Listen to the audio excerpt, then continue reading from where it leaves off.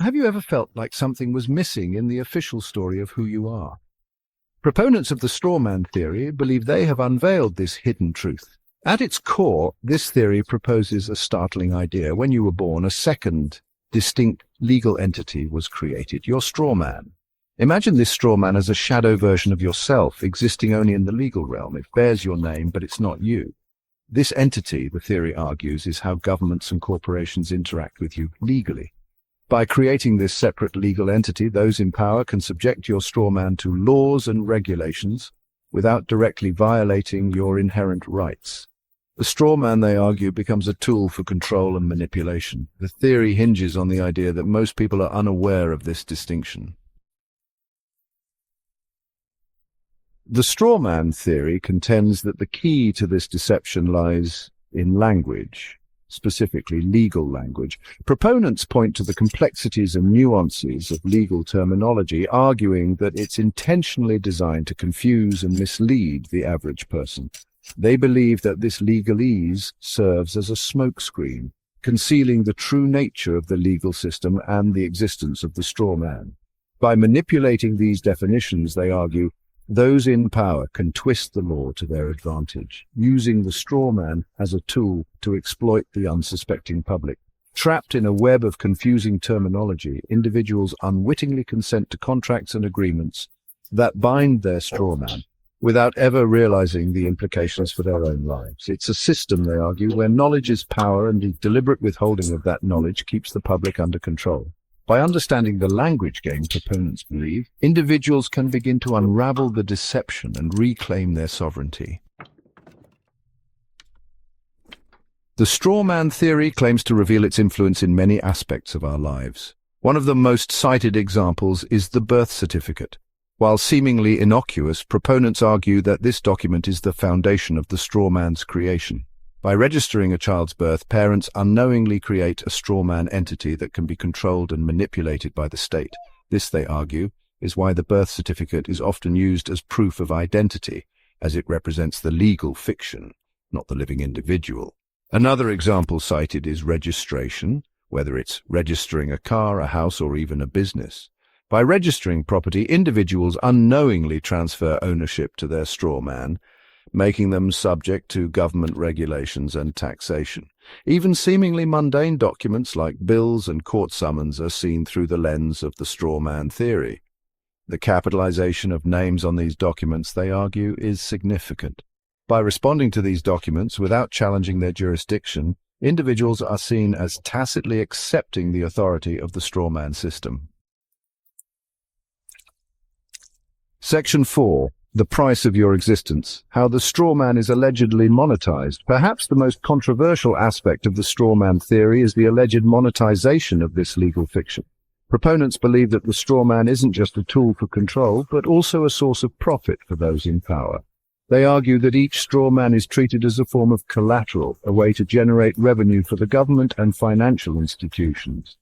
One term often used in this context is CUSIP numbers. These unique identifiers, assigned to financial instruments like stocks and bonds, are seen by some as evidence of the strawman's monetization.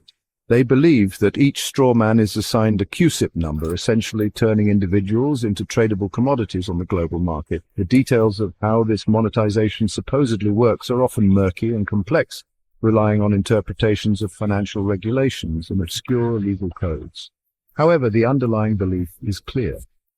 Proponents believe that the strawman system is designed to extract wealth from individuals, enriching those who control the levers of power. Section 5, 1913 and all that, the Federal Reserve and the strawman. The strawman theory often intersects with historical events, particularly the creation of the Federal Reserve System in 1913. Proponents view this event as a turning point, a moment when the strawman system was firmly established. They argue that the Federal Reserve Act, which created the central banking system of the United States, effectively handed control of the nation's finances to private individuals. This act, they believe, further solidified the power of the strawman by giving the Federal Reserve the ability to create money and lend it to the government at interest. This debt-based monetary system, they argue, is designed to keep individuals in a perpetual state of financial servitude, working to pay off a debt that can never truly be repaid. The historical interpretations offered by the strawman theory are often controversial and challenged by historians. However, they highlight the belief that the current financial and legal systems are not what they seem, and that a hidden agenda is at play. Section 6, Unmasking the Illusion, Practical Implications and Criticisms of the Strawman Theory.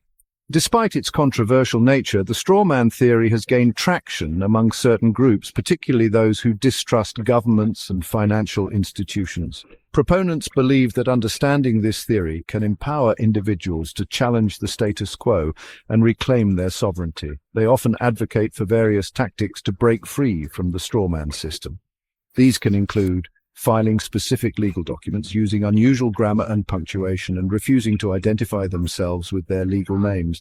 The effectiveness of these methods is highly debated, and critics argue that they are based on misinterpretations of law and are unlikely to hold up in court. Indeed, the strawman theory has faced significant criticism from legal scholars and experts. They argue that the theory lacks any basis in law and is based on a fundamental misunderstanding of legal principles.